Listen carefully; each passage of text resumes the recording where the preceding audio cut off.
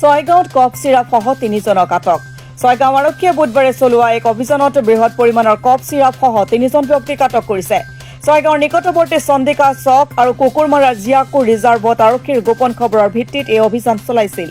আৰক্ষীৰ অভিযানত বৃহৎ পৰিমাণৰ নিষিদ্ধ কফ চিৰাপ জব্দ কৰাৰ লগতে নিষিদ্ধ কফ চিৰাপ সৰবৰাহকাৰী আৰজু আলী, পিয়াৰুল আলী, ছফিৰ আলীক আটক কৰে। আৰক্ষীয়ে প্ৰথমে পালছাৰ বাইকসহ চন্দিকা গেটৰ পৰা ধুমকাৰাৰ ছফিৰ আলী নামৰ ব্যক্তিজনক 120টা কফ চিৰাপসহ আটক কৰে আৰু তাৰ পিছতে জিয়াকুৰৰ পৰা অন্য 2 জনক বৃহৎ পৰিমাণৰ কফ চিৰাপসহ আটক কৰিছে।